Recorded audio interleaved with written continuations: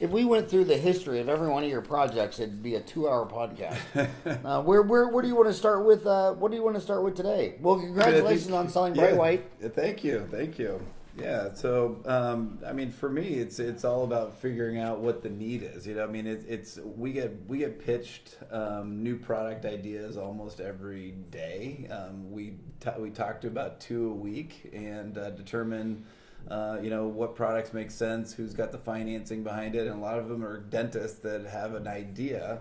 In fact, I was in Silicon Valley last week, and we're building an insurance verification tool for a dentist in Silicon Valley. A couple weeks ago, we started the development on a patient cost estimator, and then we also are now just finishing up a case management tool. So we roll out about a new product in the dental industry almost every 3 weeks. So it's rapid development. You know, everybody in America complains about the cost of healthcare, and we spend almost a third of the healthcare budget just on the paperwork of the insurance. And I've tried a lot of those insurance verification products, and I still, 30 years later, have a full-time human calling each patient's insurance, going through the sheet, because everything we've tried has been a disaster. And that's good feedback. I mean, those are all lessons learned. And honestly, I although I'm an innovator in things that I do, I like to take things that work in other industries and bring them to the dental industry. So instead of recreating the wheel and kind of learning, I think the key is learn some of the lessons from what didn't work for you, and let's make it better this time. And I think a lot of it is usability, user interface, and the design of the product, and people just get turned off. So whatever we can do to have it happen automatically in the back end, that's what we do. Oh yeah, because the only secret to lower prices is lower cost, and you can't sign up for PPOs, which deduct your fee 40%, and not have any corresponding 40% reduction in cost. Like they won't switch from composite back to amalgam. They won't switch from an hour and a half appointment for a crown to 1 hour or what, you have to lower your costs. So I love the fact you do that. So tell my homies, what is RecordLink? If they've never heard of RecordLink, what is RecordLink? And that is the website. RecordLink.com. I got so many websites with a from C, you. with a K, we own both. But yeah, RecordLink is initially Ryan, did you send me RecordLink? We built RecordLink initially to help increase referrals for dentists. So that was where we started. That's what we're known for. But is RecordLink at Integrate Dental? No, Integrate Dental is one of our brands. Integrate Dental is what connects. We connect all the practice management systems and the dental offices together. So the website is RecordLink.com. Did you send me that, right? And so RecordLink it's a platform that integrates with the practice management systems and allows different activities. Really a productivity platform in a sense, because we're helping. We started with referrals. We've expanded out to secure communication. Companies like Spear Education, they have their practice management division that they just launched, and they're rolling out RecordLink, our secure communication. So sometimes put in encrypted email category, but it's much easier than encrypted email. It's a platform. So that's what MTS Manji's been working on for about a year. He was on our show. Yep. So when we're doing integration work for them. We do quite a bit of stuff for them. We do marketing for them as well. But yeah, no, Spear is a great company, innovative, doing a lot of really neat things. But so anyway, so referrals is where we started. Secure communication, the integration with various practice management systems. Inside of that, really what we built is a whole series of other tools like electronic health forms, marketing analytics. We're almost complete. We're almost complete with our case management tool. We have some patient reminder stuff going on, patient recall, anything that will help a dental office be more productive. We have a scheduling application that we built for a call center called Patient Focus that basically allows a third-party company to go in and fill your schedule with seats. And right now we've got, like I said, 4 projects that we're working on for dentists: the patient cost estimator, the case management. So we have one of our, I think our hottest products right now is an implant case management tool. So we have literally 2,000 different implants in the product that allows the implant dentist and the general practitioners to collaborate on the patient as they're taking them through the process for treatment. Same kind of case management tool could also work for ortho and other types, oral surgery, etc. So we're taking that product. It should be live in just a couple weeks here. So what is the website Yep, you got it. Yeah, but I don't see the www. Oh, it's secure, so it's that lock right there. Okay, yeah. So you go to www.recordlink.com. Record like the record player, and LINC, recordlink.com. What are my homies going to find if they go to recordlink.com? So RecordLink is really the dental platform. If you go up to the top here, you also see we have a patient application called My Dental Files, and this allows doctors and patients to be able to also securely communicate and collaborate, and also allows patients to fill out forms one time, and then it goes to all the doctors that they work with. So imagine if you're a patient, you don't have to walk in the office and spend the first 10 minutes filling out forms. So that's what My Dental Files. And this is an interesting thing. You never talk about religion, sex, politics, violence, but every PhD economist will tell you. Because I've heard you talk about all those. I've never. I'm just kidding. But it's funny because when I got my MBA at Arizona State University, those PhD people would say that, people always complain about their taxes, but what costs more is regulation. Yeah. And it's funny how this HIPAA thing, it's probably cost America $1 trillion. Every time you turn around, there's something about OSHA and HIPAA and all that. Why did they do HIPAA? Because you're all this compliance stuff. Was it a good deal? Was it necessary, or was it just total bullshit? I think they had the right intention when they started. It was just such a poorly written, act that when it took so much interpretation. If they were just clear on exactly what the guidelines were, and I think they've tried to get better about it. Until somebody goes to jail and they give us the reason why they went to jail, and then that becomes the rules and the laws. Think about what works in America. It goes all the way up, and all of a sudden judges decide something, and then it becomes a law. And if you actually went to DC and said, let's just close down HIPAA, and why we're at OSHA and the Department of Education, people would just think you were insane. Yeah. And it's like, since they started the Department of Education, Ronald Reagan in 1980. Mm-hmm. America's status in education has fallen. And every patient I have who's a teacher says all they do is try to educate these kids for all this DC crap. And, it's... But HIPAA... HIPAA, when I'm talking about I'm talking about in the dental industry. It's, and that's what we help companies do. So we help our dentists maintain HIPAA compliance. So the secure communication, still a lot of the dentists are sending... information via email. And so what we've done, and we're actually almost done building an app inside of the Dentrix. We're working with the Dentrix team on building an app where when somebody tries to send an email through Dentrix, which is not HIPAA compliant, we actually grab onto that content and then send it through the RecordLink portal. So imagine, you can still use the same functionality, but then we're kind of enabling the security of it as well. So what does this cost? Like, if someone's listening to this, this is something they sign up for? Yeah, so it's built to be modular. So, we have a lot of different tools, and people have patient reminders already. They have recall. They have other components of it, maybe scheduling through ZocDoc. But, we now have the product where it's built to be modular. And so, if they give us a call and they tell us, hey, I'm just interested in referrals, it's based on module by module. But today the pricing is all in at for specialists it's $350 a month, and for general practitioners it's $150 a month. So GP is $150 a month, and specialist is $350. And that's really in keeping in. And why is that? Why do specialists cost over twice we as much? So RecordLink is the largest network of dentists in the world. So we literally bring in 2.5 million records on dentists, bring it into our database, merge it together and we get 300,000 dentists out of that. So not just dentists, but also dental consultants, and we have 30,000 dental vendors in there. So what we do is we take all that. What percent of that is U.S.? Is it a U.S. play or mostly U.S.? We have about 50,000 globally, so we have the largest global database of anyone. So we have companies like Plan Mecca, Ultradent, you name it. Most of the top brands, Banyan, they use our database as their Salesforce database. And so for Banyan, as an example, they had 80,000. We added another 100,000 leads to their database. Because imagine you have literally every piece of information on dentists out there, and it's great because as a person, as a consumer, you want to be highly targeted with what you're consuming.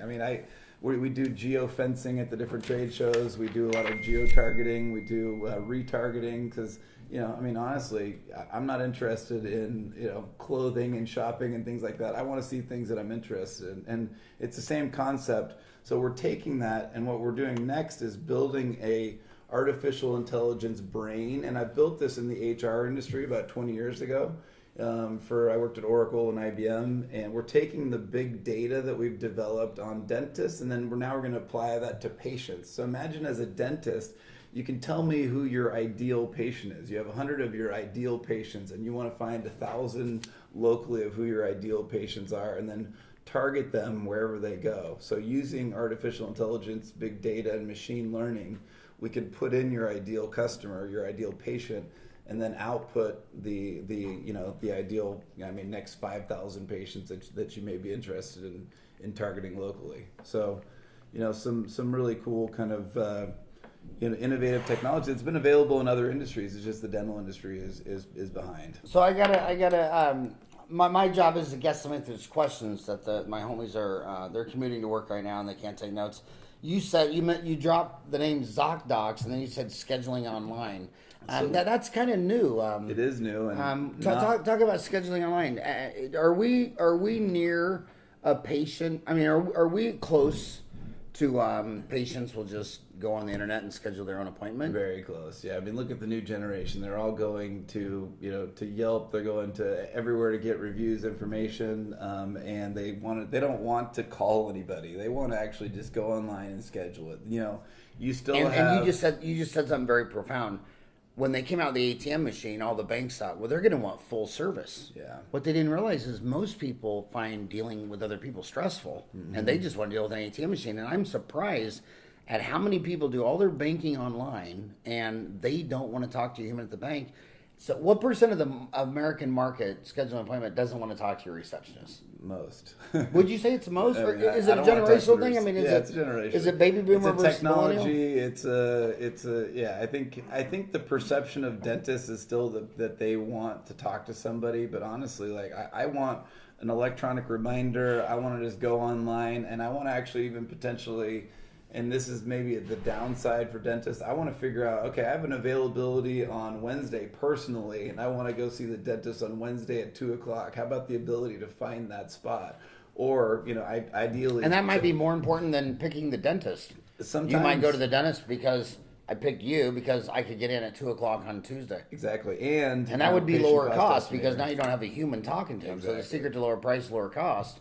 I'd much rather schedule online. Exactly. And taking that to the next level, if you still want to have that touch, we can actually build in, there's artificial intelligence that's already available that actually uses your language, that can actually learn from what you've said and then speak to the patient in that same way. So it's a text message and email that would go back and forth that makes it seem like that's actually a human being going back and forth with the scheduling. So maybe somebody wants to schedule via email. When people throw around the term AI, artificial intelligence, what is the line called between, okay, that has lots of fancy algorithms, does a lot of great tasks, versus just a computer intelligence? Yeah, it's totally different. So what's that line called? What is it when what flipped it over? Because artificial intelligence has been around for a long time, but we didn't have, and the concept of big data has been around for a long time. The piece that was in between is called machine learning, and so machine learning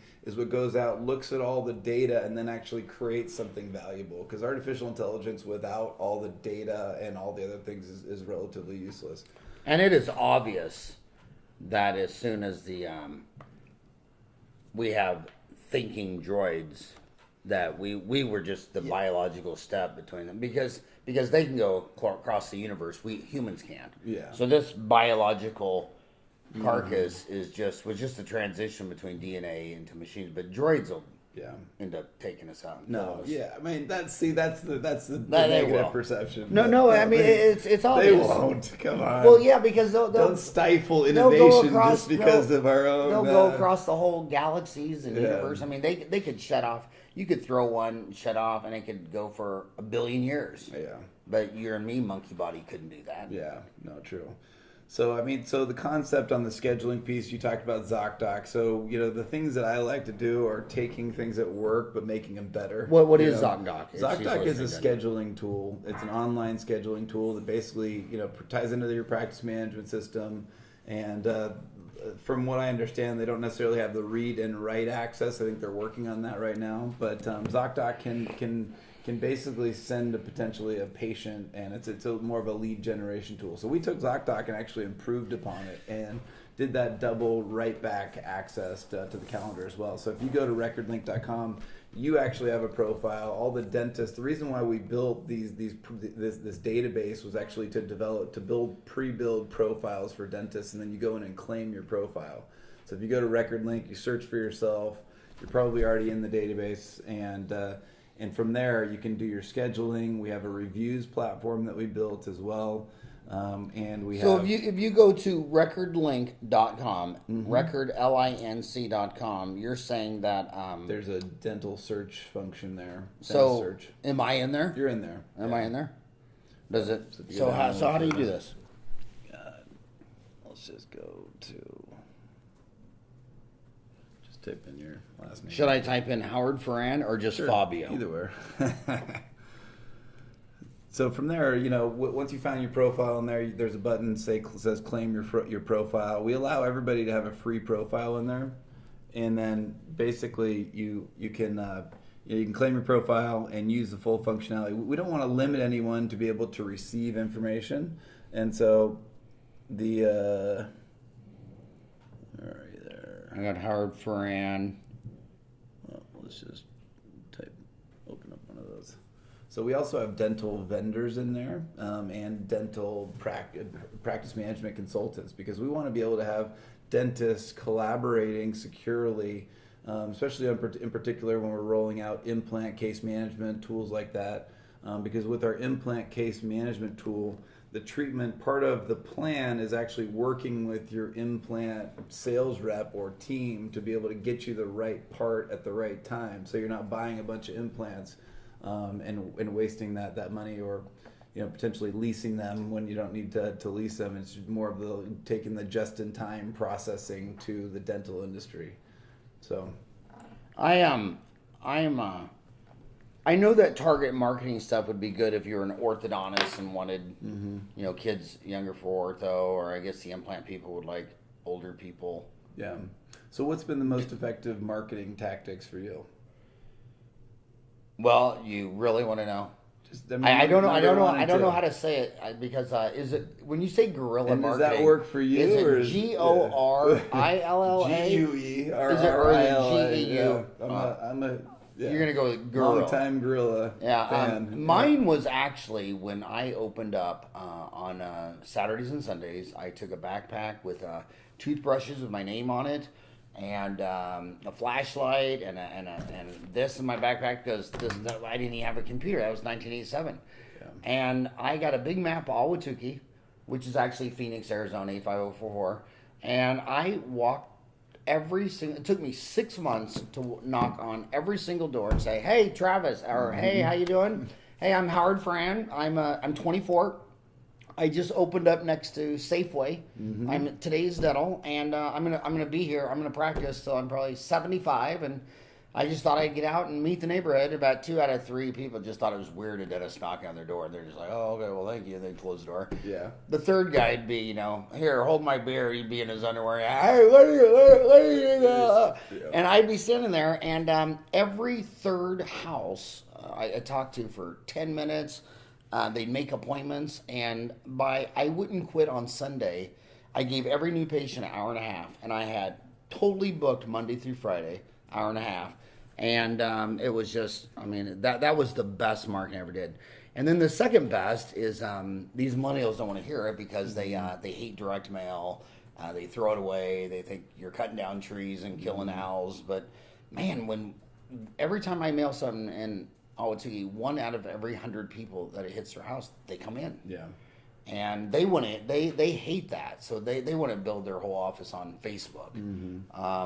What do you think's the best marketing? I think it's a hybrid of all of that. I think some of the old marketing tactics are now becoming new tactics, like the direct mail, the door to door. I'm taking. By the way, if you wonder what I'm doing, I'm taking notes and sending you. No, it's okay. Yeah, and I'll send you the correct profile. I'm not sure if you found the right profile yourself, but yeah. So we have inside of your record link profile, we have what's called a special offers tab, and inside of that you can offer up free teeth whitening for new patients or whatnot. But to me, and this is why I've written the referral machine, referral autopilot, a lot of different white papers on how to increase referrals.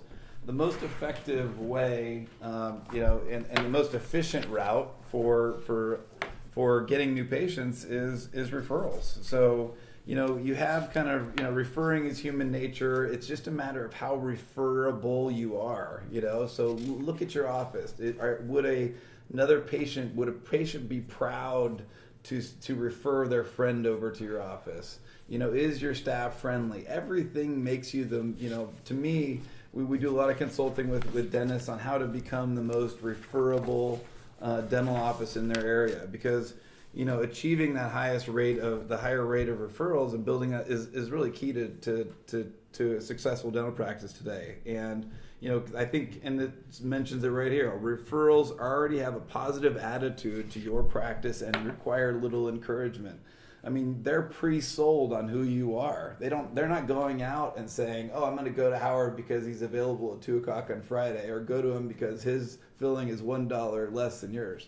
So if you really want to have that high quality, and that's what Record Link has always been based on, is increasing that referral base. Well, the biggest thing about order on referral is when I go buy a bottle of water, I know what it is. I don't care if I get it at Circle K or 7-Eleven or Safeway, it don't matter. I know what it is. But when you're selling something invisible, if they come in referred, we know they buy $3. If they come in unreferred, they don't have trust, so they buy $1. Mm-hmm. Like yesterday, I had this woman just ranting, loving because she came in, but she's talking about her air conditioner. She said she knows if I call, and you know who it is, the biggest guy on TV here. She goes, I know they're just going to try to sell me an air conditioner. So I gave her a name of a patient who I've known forever that will just do the right thing. And she called me up on my phone. She said, "Thank you so much." She goes, "He came out here and he said, your air conditioner will last another 10 years. You just need blah, blah, blah." Yeah. And charge her $120. And she tipped him $20 and called me and said, you just saved me $5,000. So when you're selling invisible, when I go to you and you say, "Well, I have 4 cavities, or $250 each, give me $1,000," they're thinking, "Well, how do I know that's true?" Yeah. They have no idea. So a referral is the key to everything. Well, and what Record Link does with referrals is it immediately engages with that referral. So imagine, you can still use the same things that we're talking about, the scheduling, the patient cost estimator, all those pieces as a component of it, just to get them more educated and get them even get them, if you can, potentially get them even more ready to be a patient of yours, right? But a lot of them have that. A lot of dentists have that failure to engage. So that's what the referral autopilot is basically the ability to immediately engage with that patient and take them through the scheduling process, educate them on who you are, and then just make them comfortable. So we actually are doing a lot of video work with our dentists as well, because we want to have that warm and cozy feeling when somebody comes in. They kind of know who you are. They know your voice. I mean, how are you doing? I mean, it almost sounds like you're building them a website. It's so, and you talk to Ed Zuckerberg, right? I'm sure you talked to Ed. My podcast is right here. And so, yeah, so Ed, and even obviously he's got a biased opinion on this, but he's saying that websites are going away. And we've built free websites for 200,000 dentists. It has about you, it has a video, there's a gallery, there's scheduling, there's new patient generation, reviews, everything that a website has. But it's built within what almost feels like, so Record Link has been called the Facebook of the dental industry. I kind of equate it more to the LinkedIn of the dental industry because it's really a professional network, right?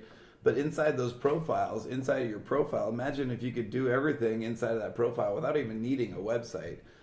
Because this is a functional website. It's almost like taking your website and adding 10 different widgets to it from 10 different products all in one. Well, that's why I really, really, really love lecturing around the world, because you drink the Kool-Aid when you live in one tribe and you don't realize. For instance, there's 220 countries. Only 20 of them have dental insurance. Yeah. In the other 200 countries, you buy your dentistry like you do your iPhone. But when you go to Asia and Africa, they don't have dental office on websites. They only have a Facebook page. Yeah. I mean, it's all they have. I mean, you almost won't find a dental website in Cambodia, Malaysia, Indonesia. It's all Facebook. Well, and I hate to say, because I have a lot of friends with the dental website companies, they also tie you to them and make it really hard to ever go anywhere else. So I'm a fan of enabling dentists and enabling their staff. So you better have something that's easy on the back end. It's WordPress, right? WordPress is one of the more common ones. Yeah, and you need to build your own website from scratch. And if you don't know how to do it, just go to your local middle school and find some 12-year-old kid to come help you, and just start your own WordPress, because if you use those other sites, it's canned. Yeah. So how SEO is a site if 500 people have the same site, the same article, the same deal? It's not going to get high ranking. Yeah. And you just and I mean, honestly, even with that though, even WordPress doesn't have the functionality that you want. WordPress doesn't. I mean, they have a lot of plugins. You know, they have a lot of different things that you can plug in. It starts getting heavy and complex. Really, what do you need? You need, you know, who you are. How do they get in touch with you? We have an electronic health forms piece, so literally patients can fill out forms prior to coming in. So you're saying they should use the website you've already made for them? I'm not. I'm not trying to make it a sales pitch for Record Link, but I have no problem with sales. I have a problem with dentists who don't like to sell dentistry. I wish they'd just quit and go be a fireman or a policeman or whatever. Yeah. And I call it Dentistry Uncensored because my homies just went the bottom line. I mean, they sell crowns and bridges and bleaching. Yeah. So why can't you sell yourself? So if my homies listening to you right now, they can go claim their free profile. website? It's free. Yeah, and we give them a trial and they can check it out. And where do they find their profile? So just at recordlink.com. And you can search for yourself or give us a Was call. the Record Link, was the link a play on LinkedIn? Yeah, exactly. So it's the concept of Record Link is we almost think of it like the internet of dental records. You know, we want to connect all the practices together where they can securely communicate amongst each other, but the other part of the link is, you know, imagine, so that's the records part, right? There's two components of the link piece is the linking it together, but also, it's a play on LinkedIn. And you think it'll, people, say you're in Parsons, Kansas. Sure. And someone's searching for a dentist in Parsons, Kansas. They have their profile filled out on LinkedIn. And it's all search engine optimized. So typically we come on page 1 or page 2 when they Google themselves. So, and we're working on that. I mean, my mom told me to stop Googling myself. I don't know what. In high school when she caught you Googling yourself for the first time. So they go to recordlink.com. They claim their profile. They fill it out. Yeah. And now, how much? Now that fee? Do they have to pay that $150? No, it's free to just use the profile. If they want to start adding colleagues and connecting, that's when we start adding the modules in there. But yeah, no, it's free. It's a free. And how many GPs you got paying the $150, and how many specialists you got paying the $350? We have we just launched the product about 6 months ago, so we're up to about 150. So it's still in its infancy. 150, and more GPs or more specialists? It's about, I would say, 10%, 20% specialist, and a lot of times what we do is you'll get a specialist that will sponsor the GPs in their area because they want to grow their network of GPs that they work with. So, I mean, if I'm a GP, I'm going to contact my specialist and say, hey, I'd like to collaborate with you securely through Record Link. Can you sign up and then get me a free account? I mean, that's the way to do it if I was a GP. And that's how we built the model because, you know, and then they always want new patients. They never want to do anything to try to keep the customer for life. Yeah. They just want to burn insurance new pay. That's dentists. That's their gig. That's what they do.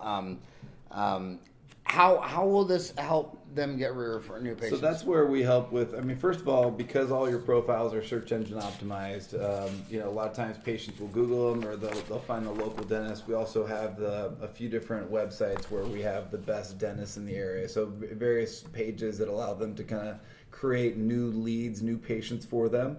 But the other core for us, like I said, is that sticky referral, right? And so because we integrate with the practice management system, we know who the patients are. We can send, we can set up contests for them online. You can reward patients. We've talked about doing a rewards platform, but I think we walked the line on that one a little bit. The key to us is also education and newsletters. The next product that we're building is actually a patient relationship management tool. So, you've used CRM tools like Salesforce over the years and things like that. Imagine if you had that same concept where you met someone, you just picked up their business card, you only got their email, or you got their Facebook page or whatnot. If you could start building more information around there, we have a whole series of tools that we use to add more data on the patient. So we have, for our customers, we typically know 90% of their social media profiles for their patients. We use a tool called Clearbit is one of them. Clearbit is a super powerful tool where if you can give Clearbit an email address, it'll give you their photo, it'll give you their social media, it'll give you a description of where they work. So imagine you have all this data on patients, and then that's where it gets into the big data machine learning side of what I'm talking about. We have all these data points on who your patients are. We can, I think what we could do is, if again, through building out new tools, new innovations, I think there's tools that we can build where social media can be a part of it. But just in the concept of pure, old school email marketing as well, sending out newsletters to your patients. You were born in Silicon Valley. Yeah, I grew up in Silicon Valley. My dad was one of the founders of Quantum Corporation. He was their his first CFO. He was there for 16 years. So I grew up around innovation my whole life. So where were you born? In San Jose? Los Gatos. Los Gatos? Yeah, which is in between San Jose and Santa Cruz. So did you ever find the way to San Jose with Dionne? I never did. No, you never did. San Jose was not the hot spot when I grew up. It's gotten better and better as that was one of my favorite songs as a kid. Dionne Warwick, whose niece was Whitney Houston. Yeah. That's right. But does it you're from Silicon Valley? Does it concern you that Google's, when you look at their revenue, they lose $500 million a year trying to invest in all these other things, but at the end of the day, 90% of their money still comes from search. Mm-hmm. And I think search is going to go to Facebook, because when I search Phoenix Dentist, and it gives me 8, how many hits would come up on that? Phoenix Dentist. Thousands and thousands and thousands of hits. And so 90% of the revenues from search, and 99% of their search results have no effect on me. Yeah. And the way humans think, if I was searching dentist in Phoenix and I was on Facebook and I said, well, you have 5 friends that have a dentist. 4 of your friends use Harry and 1 uses Lisa. Now I can switch to my text and say, hey, do you like your dentist? I see you use Harry. I think social animals want a social search. Yeah. If I was looking for a guy to fix my, put a new, inspect my roof. Well, I don't want some guy that come out and just gonna say, hey, dumbass, you need a whole new roof. Give me $20,000. Yeah. I'd rather have a friend of a friend who says you can trust Frank, and then Frank could come out here, and I want a relationship. Exactly. I think Google stock is very, very vulnerable if Facebook ever got their shit together on search. And Facebook is getting there. I mean, I run a lot of campaigns for our customers inside of Facebook. And a lot of it does come back to the reviews. So that's, I know you had Len Tao. Len is a good friend of mine. We do a poker tournament. I run a charity poker game with Bill Fitzpatrick. For Donate Dental? For Donate Dentist is separate. We did it this last week. We did it at CDA for CDA Cares. And we had about 20 dental vendors, a couple dentists in there. Wow. We rent a room. It's always a fun event, and so it benefits CDA Care. So we pick a charity, typically a local charity, based on the event. So we do it in New York, Chicago, at CDA, both CDAs. See, I could never go to one of those because I don't know what it is, but I can't play poker without a cigar and a drink. Yeah. So I'm sure they didn't allow smoking in No, California. well, I don't know about the California. Yeah, it was a hotel room. It was a hotel room. Right. Yeah. I mean, if you could play poker without a cigar, you got something. You're hardwired differently than me. Yeah, and if you don't know Bill Fitzpatrick, I mean, he's a consultant. He's one of the most amazing guys in the dental industry that you'll ever meet. So he's a good potential podcast in the future because he consults and works with dental vendors to, help them be more develop strategic plans. So right on.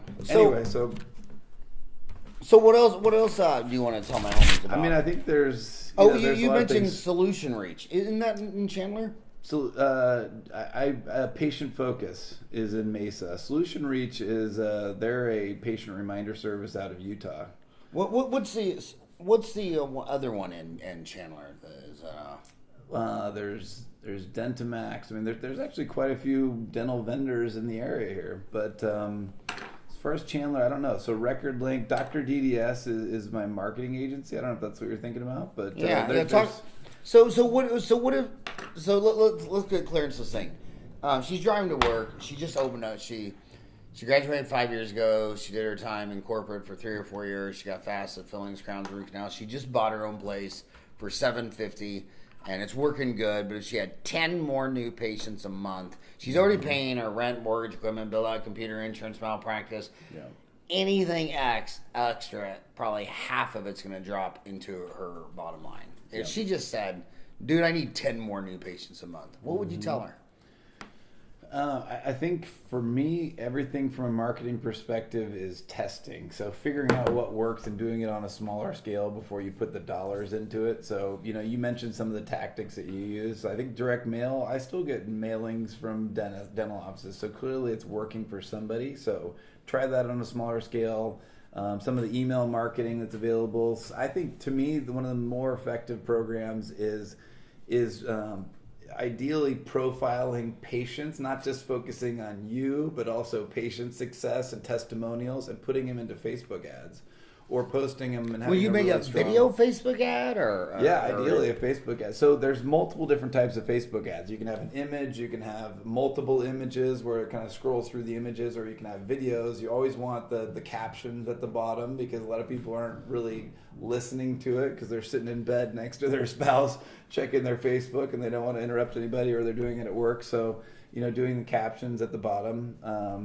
But Facebook campaigns have been very successful. But as that starts to get saturated, you need to figure out what's next. So what we're working on now. Do you think Facebook is getting saturated? Because you and I are old enough. I mean, this social media went from Friendster to MySpace to Facebook, and then you saw a bunch of kids jumping off Facebook into Instagram. So Facebook ran over there and bought that. Yep. Then you saw a bunch of kids jumping over to Snapchat. But Google, I guess, they went public and got a $27 billion saturation. Yeah. And I'm reading that the average smartphone has 27 apps on it. Do you think there's starting to be Facebook fatigue, or do you think it's still? It's coming. It may not be there yet, but it's coming. Just like every other one, eventually gets saturated, and the price goes up accordingly as well, right? So we're looking at one of the things that we do is geofencing. So if you're familiar with the concept of geofencing, basically we can geofence all the dental offices in your area, all your competitors, and then send ad injections to the mobile phones of all of the patients that are in those areas. So if you want to, you're an orthodontist. So Chamberlain is one of my customers here locally. He doesn't use the geofencing service. I'd like to, but he's got Blacker, which is the orthodontist right next door to him, basically. How about geofencing or Tom Giacombe's office? So what I don't get. So he can block their ads. So no, geofencing grabs the device ID. So you basically you put the coordinates that you want to geofence. It's done via satellite, and you can actually grab all the device IDs. So we have over 11 million from the dental industry that have been collected. So they have my smartphone ID? They have your smartphone ID. So they can actually send, instead of sending you emails, because we have your email address, they actually send your device ID in-app notification. So you go to the CBS app, or you go to, Dental Town has other banners from other like Google ad campaigns or whatnot. But basically, we can send ads, and I did this for Plan Mecca at the California Dental Association recently, where we geofenced the Anaheim Convention Center, and then anytime anybody came across that geofence and they opened up like CBS, ABC, NBC, there's 100,000 different apps. It starts sending them in-app notifications to stop by their booth to get their free Starbucks card. Same kind of concept for dentists. How about that's almost creepy. I think it's super creepy. But and also, I saw that that Facebook and Google, that they can turn on your microphone and listen to you. I don't know about that for search. Yeah. Okay. For search. Yeah. So let's say we're driving down the road, and I say, "Hey, dude, are you hungry? Yeah, what sounds good? Mexican food." And then when you start to type restaurant, it already knows these words in the play. Yeah. And I have seen a couple of creepy. Don't you like being targeted? I mean, don't you like to have things of interest to Well, you? you have to accept that privacy is just dead. Yeah. I mean, people talk about the government, the NSA, and all that, but it's free enterprise. Google probably knows more about you than the FBI, the CIA, or the NSA. Would you agree? Yeah. No, definitely. Yeah. I mean, so you just have and to. by the way, Google tracks all that, and I have lawyer friends that work at Google, and they often get in those situations where they actually have to release the data. So be careful what you're Googling out there. Well, gosh, I got to tell you my favorite Dental Town Google story. We were having a problem with Google, and of course, Google and Facebook, you can't get a human. I mean, when I was in San Francisco, I love Twitter. I went to Twitter's building and tweeted them, "I'm outside. Can I come in for a tour?" No response. No response. Yeah, I went in there, and a security guy he said, no, this Pre-taken security. leave. So I can't talk to anybody at Google or LinkedIn or whatever. But on Dental Town, we had a serious programming issue. We didn't know what to do for a long time. So I got the idea. I just went on Dental Town and I did a search for, I found out the zip code of Google. And then I went in Dental Town, which you could do, and I did a search for the dentist in that zip code. And like 12 came up. So I private messaged 12 dentists and I said to Ken, spell out the exact problem so I don't waste time. Does anyone have a Google employee that could help us with this? I sent out those 12 messages in an hour. Send the contact, email Ken at dentaltown.com and CC Howard at dentaltown.com. And Dennis called back and said, yeah, I just referred this to my buddy and he said call him at this number or whatever. And we solved it that day. So it's at 6 degrees of connection. So you have lawyer friends at Google. I do, and they will literally bring up the history, the search history, if they legally have to for that person. So I mean, and so I should close out the geofencing. I should stop Googling. I don't want you to think geofencing is creepy. It's not creepy. It's actually because you're just sending ads. It's ad injections that are available to those apps anyway. So don't. Well, I did Google. Bad, but what's the best way to get rid of the body? Yeah. And they actually said you actually throw in a dumpster and go to landfill because the landfill stinks so much it throws the dogs off. Or, you throw it in a lake, it'll float up, you bury it in the desert, there'll be erosion. So now will they turn that over to the FBI? They will, say, we think Howard buried I'm not worried about you. You're not worried about me? Not worried about you. But, that is amazing. Yeah, so I think we talk about how we find new customers today. It's going to evolve, but the key to marketing is testing things out without spending a bunch of money on it, and then figuring out what works. Because I think regionally it's different, and by product and by name recognition and the type of dentist that you are. It's figuring out, what I mean, part of it is keywords or some basic stuff, right? Get a decent website that's mobile responsive, that adjusts to whatever device the people are accessing it on. I mean, I'm so embarrassed about mobile responsive on Dental Town. It's almost easy we're almost done. We've been working on it we have 5 programmers and we've been working on it for half a year. Yeah. But the if you download the Dental Town app or the Hygiene Town app or the Orthotown app, I think it's spectacular. Yeah. But as far as a mobile, what do you call it? Mobile responsive. Mobile responsive. But Dental Town if someone just goes on their phone to dentaltown.com, it's going to be mobile responsive. But hey, what do my homies find if they go to DrDDS.com? So it's DrDDS. So that's our marketing agency. We work with dental vendors and dentists. We're full service digital marketing agency. So and you do that right here in Chandler? Do it in Chandler. So we work with, like I said, companies like Banyan, Plan Mecca, Ultradent. Banyan in Salt Lake? Yeah, there used to be Social Dental. Yeah, well, how do you work with Banyan? I would think that would be a competitor to DrDDS. No, I mean, not really. No, we're partners with them. Banyan used to be Social Dental? Social Dental. Yeah, they do build websites and they do kind of the reviews piece and some of the social aspects, but they partner with us on the marketing side. Spear Education, so we do email marketing for them. We have about 150 customers that we work with. Now, can you talk about the Spear Education Sure, yeah. Spear is doing they're rolling out really, with Patterson Dental and Eaglesoft? Spear is doing some very innovative things. In fact, they're kind of, in my opinion, the company to watch right now. they're rolling out. They just hired a really impressive group of practice management consultants.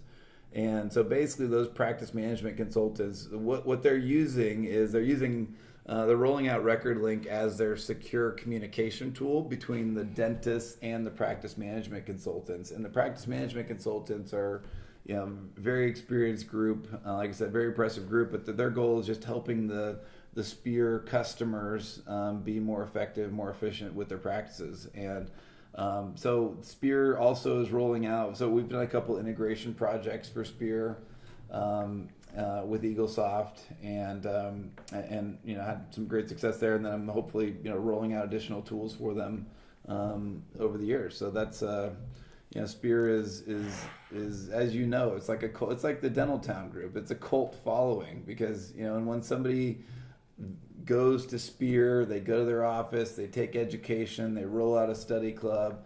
I mean, they give them so many great tools to do that, and a lot of it is just managed through the Spear site. That for specialists, it's marketing. For GPs, it's CE credits, and it's just ability to connect and learn and be a part of a community. So they're starting to hire dental consultants. They are, yeah. So they hired a group of dental consultants. How many have they hired so far? About 10 actually. And what's their goal? How many do you think they're going to hire? Well, they've built or are building, and they're kind of enhancing their practice management. And when I say practice management, they're not replacing EagleSoft or Dentrix. They're integrating with those products and basically giving dentists, key performance indicators of what's going on in their practice. Think of it like. But what would you must be thinking if you were EagleSoft in Effingham, Illinois, or Dentrix up in Provo, where they've spawned off so many companies to do the obvious. I mean, how would you like it if you just had this product and you said, yeah, it's so shitty that your industry created a dozen other industries just to try to make sense of your incredibly shitty product? Yeah. I mean, wouldn't that be... I mean, I'm great. They're all good partners of mine, but shouldn't Provo and EagleSoft done all this dashboards, connected it to QuickBooks Online, made any sense of it? Yeah. And then when you go into any dental office on earth and you go to the report generator, if they're on Dentrix or EagleSoft or any of that, you go to the report generator, they've never used 85% of this crap, and you ask them just 5 basic questions that they can't answer. Mm-hmm. Yeah, it's become bloated and too complex. And oh my God. When the front desk people, they're not technology folks, as you know, and I'm being nice to say that. So they need it to be easy, right? Well, so they need it to be web enabled. But the greatest customer service I get is when I walk into the Marriott or the Hilton or whatever, and they have this streamlined, these are the 6 questions. They know everything about me. Exactly. These are the 3. I can check out. And I can concentrate on, it's a nice personality, it's a great feeling. Then you go open up a dental practice management software system. There's like 5,000 logos and buttons and complicated. And she has to use her noodle to try to remember what she's supposed to do. I think the number one system Dentrix and EagleSoft could do is have a system where you just X out of all the shit that you don't use, and then set up they should go to those big consultants like Spear or Sandy Purdue or Linda Miles or Jennifer J. St. George or Sally McKenzie and say, these are the 9 modules that Sandy Purdue uses to check in a patient. These are the 4 to check out. Get rid of everything else so that my girl can sit there and be taking, Travis, how you doing? How's your wife and 3 kids doing? Have they driven you to drinking? And instead of just this massive, overwhelming, complex deal. And then talk about integrated. When's it going to integrate with QuickBooks Online so they know their cost? Yeah, no, I mean, so we've built an integration piece. That's where the integrated dental piece comes in, where we can integrate it to QuickBooks Online. So I think, going back to kind of the Dentrix piece, Dentrix did an article on us a couple years ago, and I said Dentrix is kind of like the iPhone of the dental industry, right? Where it's not necessarily, it's not the easiest tool to use, that's for sure, but it's what is added on top of it. So Dentrix was the first to roll out their API program, the Application Programming Interface, which basically means other tools can easily tie into Dentrix to simplify things. So, I mean, for us, it's a benefit because we can simplify it and say, hey, these are your 5 tasks, and build. I met those boys back. You know what Dentrix, their best move they ever made is they're in Provo, Utah, up street from Gordon Christian, and they were the first one to bet on Bill Gates and Microsoft Windows. So everything else was a DOS-based system where they tried to design like SoftNet. It's a DOS-based system, but they try to make it look like it's Windows, but it didn't have any of the Windows. So they saw Bill Gates Windows.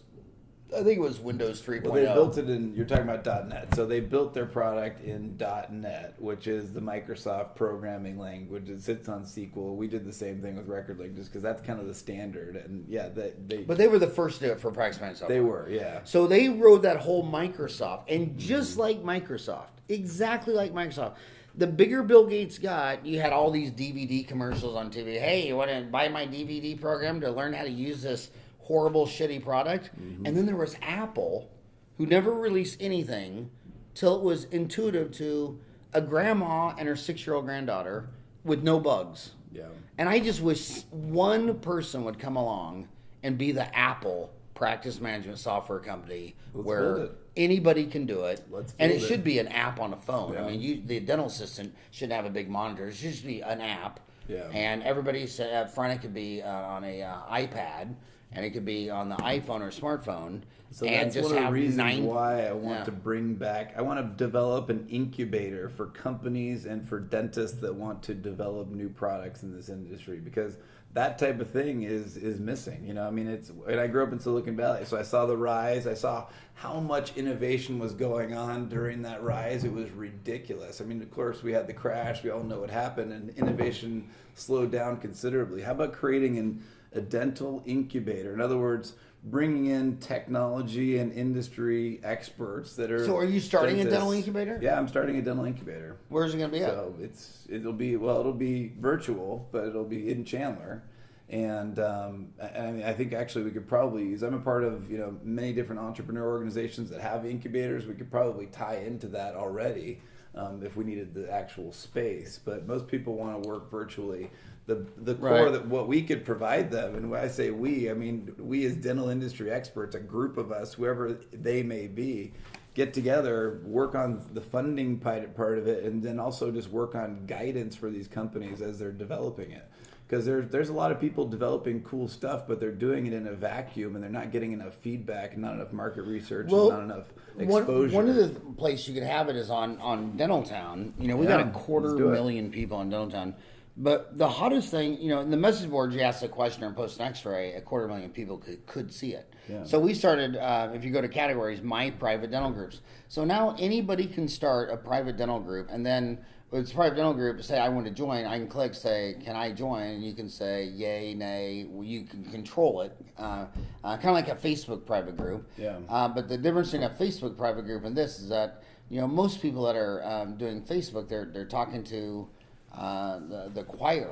Especially practice managers, it was bizarre how many of them will spend so many amazing posts on their Facebook, and they've only got 1,000 friends, and that's all in the choir. They could have made that post on Dentaltown, and got new people in the choir. Yeah. But you could start a private dental group with this deal. So let's do it. I mean, I think, and the beauty of it is, inside of Dentaltown, you have that group, and then how about implementing? You're familiar with the concept of crowdfunding.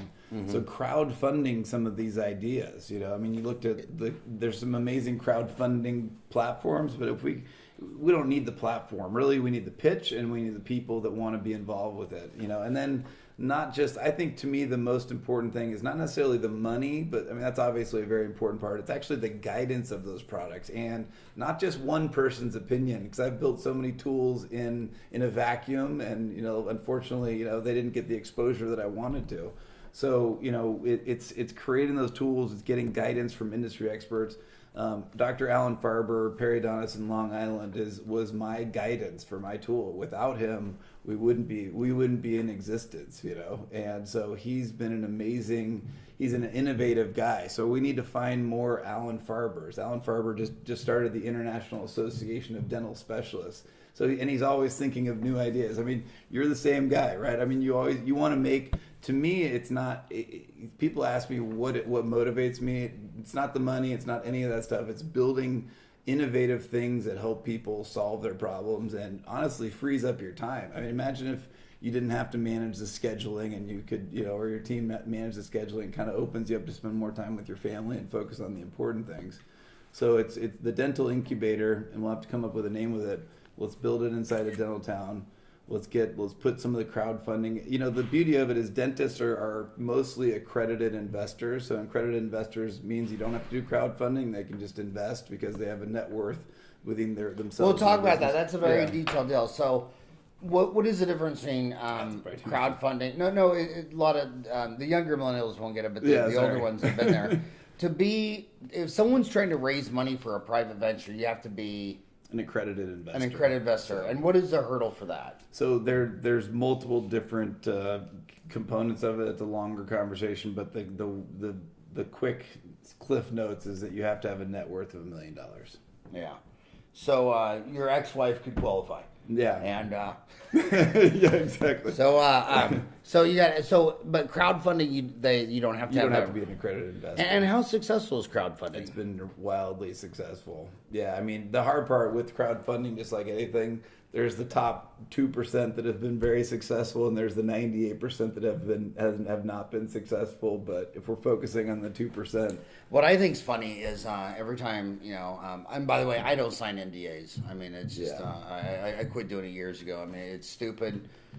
People know what business I'm in. I don't sell bleaching, bonding, veneer. I don't. You know what I do? I have a magazine and a website and a dental office. And when you sign an NDA, you're just inviting yourself for legal fees and all that stuff. But it's funny how dentists should watch Shark Tank because, or The Profit, because every time they pitch an idea, you'd ask them the questions that every single person on Shark Tank would ask every single time. And they're like, oh, you know what? Yeah. And I think there should be a Shark Tank in dentistry. I agree. I think there should be a video where you get like 5 amazing dental shark businessman, so these young millennials can say, well, here's my idea for my new product, my new service, or my new dental office or location. I would love to figure out a way on Dental Town. All right, let's do it. Yeah. I mean, I'm not kidding when I say let's do it. This is something. I mean, it'd be amazing. There needs to be some place. Who's the other panel? Because we also need some interesting. Yeah, characters. well, it sounds like you're Alan Farber guy, but the problem with dentists, I call it the Saddam Hussein syndrome, or now it'd be the guy in North Korea, and that is Saddam Hussein. If you ever disagreed with him, he killed you. So when he'd ever ask for advice, like, when he invaded Kuwait, like, America can't kick us out of Kuwait, can they? And all the generals said, no way. Well, they actually did in 100 hours. How are you that far apart? And so a dentist is a doctor, and his receptionist, assistant, and hygienist are just like, yes, sir, doctor, you're so smart. You're the smartest guy in the world. So after a while, he just believes his own bullshit, and he thinks he's all that in a bag of chips, and he needs to be able to go someplace because not many doctors have ever heard the word no. Not many doctors ever said, actually, that's a very dumb idea, and let me tell you why. Let me tell you why that'll never work. And whenever you have your yes men around you. Yeah, I mean, I remember the same thing in Catholic school. I mean, you would ask the Monsignor or the nun, and you would make a legitimate question on their belief, and they were almost couldn't breathe. They're like, like, what did he just say? Yeah. And he said he just asked a very obvious question. But you live in a bubble and you're not open to a question. And that's why one of the most successful characteristics I've seen of all the millionaires in dentistry, they were always humble. They always listened to their staff, their patients, their customers. If you walked up to Dan Fisher in Alternate with 1,500 employees and said, Dan, I don't think this idea is going to work, he'd say, why? And you're safe, and he loves you, and he just bring it. So they stay humble, and they're always hungry, and they have an insatiable curiosity for more. And so if your employee, and when you go to staff meetings, the doctor does all the talking, the staff's just sitting there, like they're in prison camp. And the morning huddle, it's the same thing. And you need to build an environment where everybody's speaking equally at a morning huddle and a staff meeting, and everybody feels safe. And I think, and that's why dentists don't like Dental Town and go to Facebook, because if they don't ever want to post a case and have someone say, well, I don't like that. I think you should have done this or that. they're like, but I'm all that. Mm-hmm. So he wants to go to Facebook where he just deletes you as a friend and says, I'll unfollow you or I'll block you or whatever. So they love to stay in their bubble. Mm-hmm. But I know your staff. I know Cammie and all your teams. So I know you've developed the team that's not afraid of giving you feedback for better or worse. I love those girls. Yeah, And awesome. most of them have been with me 20. I still got my first dental assistant after 30 years. And I mean, she doesn't blink a saying, Howard, that'll never work. Yeah. I mean, and I'm like, well, you've been with me for 30 years. Why do you think it'll work? Yeah. Cammie, I mean, Lori, all Stacy, Ken, all those people. I still have my first programmer at Dentaltown from 1990. I still have my first, second, third. Nick, Angie, and the running joke at today's Dentaltown is that I get vetoed 95% of the time, and I only call the trump card like one time. Out of 20, about 5%. And what that is it's always a very irrational bet. Mm-hmm. Like when I walked into Foran Report, and we had a newsletter for 5 years. It was $10 a month. It went to 4,000 dentists. It was $119 a year. And I said, starting next month, it's going to be Dentaltown, and instead of subscription, we're going to mail it to all the general dentists in the United States. They're like, are you out of your freaking mind? That was 1998. And so that everybody vetoed it. They even called my dad in. My dad came to my kitchen, said there the whole day, telling me, son, you're out of your mind. And so that's like the 1 out of 20 where I call the trump card and say, no, I'm shoving this through regardless. But I love my team. I'm so lucky to have my team. And I'm so lucky that you would take an hour out of your life, drive over from Chandler to Phoenix. So the inside story is, I live in Phoenix, so people in Chandler, they don't like to come down to the low-class area. Did you bring a gun, or did you run an unmarked car? A very nice area. Yeah. And MTS Manji comes out from Scottsdale to come here, and I figure he must be driving through the hood thinking, what the hell am I doing, and where am I going? But I love Owatuki. I love Chandler too. Yeah. So when did you move to Chandler? What year? I moved here 6 years ago. So I found the right woman, met my soulmate. She just happened to live in the wrong place. I was living in San Diego at the time, in San Francisco. My God, so, yeah. She must be an amazing woman to get you to move from San Diego to Phoenix. Yep. And you know what? You're Silicon Valley. I lectured New Year's Eve in San Fran. You know, every time I go to San Francisco, I just think, how could this not be the coolest place to live? Cool. You wouldn't even need a car. Yeah, you don't. Yeah. You wouldn't need a car. And there's so many smart people there just doing cool things. God. And everybody says that the real estate's too expensive, but the most mind-blowing thing I ever had is when my aunt and uncle, my mom's brother chick, they retired. And they had this really nice home in Portland, Oregon. They came out here and they got a little trailer. And when I walked in, I thought, oh my God, they live in a trailer? And they just sit there and said, oh my God, it's so simple. We just have a bed, a kitchen, a TV. What else do you need? It's got amenities of the deal.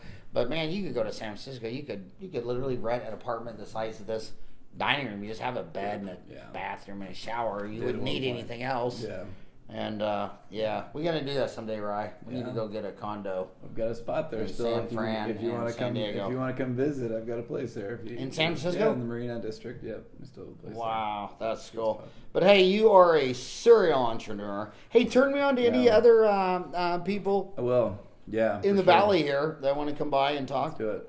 I love networking with my backyard. I'd rather network with my backyard. Yeah, I agree. It's more fun to do that than network with someone in Istanbul. Yeah. But hey, thanks for coming by. Thank you, Howard. Appreciate Best having of luck. Me. Thank you so much. Get on Dentaltown. Tell those people what you're doing. I will. And don't be a stranger. Any good ideas? Come shoot me an email, howard@dentaltown.com. How can they contact you? So they can reach me at Travis at RecordLink with a C at the end, or Travis at DrDDS, DrDDS. That's probably the easier one. They can reach me anytime at 480-999-3342. Again, 480-999-3342. I'm always open to new ideas. And I just want to say one thing. I'm a DDS from UMKC, and the last 7 dental schools were all DMDs.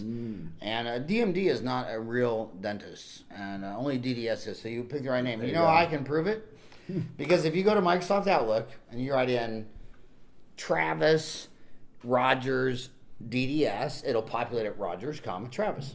Yeah. If I go Travis, Rodgers, DMD, it'll populate at DMD, Travis Rodgers. So even Microsoft doesn't recognize a DMD. When patients come in, they say, well, what's the difference between a DMD and a DDS? And I say, well, same thing, an MD and a DO. You know, I'm the MD, and there's some whacked out naturalist, homeopath. No, I'm just kidding. Yeah. But right, that, buddy. and by the way, Appreciate that is a problem that needs to be solved. Yeah. I do think that the American Dental Association should flip a coin and make them all the same, because I was just trying to be funny, which maybe I was when it wasn't, but it is a serious question I get, because when you're in an old state where everybody has one initial, it's no confusion. Yeah. But when this is a transient state, and when they come here and they see these DDS, DMDs, they're confused. And if there's no distinction for the consumer, we shouldn't have one. So thanks for coming over. Appreciate it. Thank you.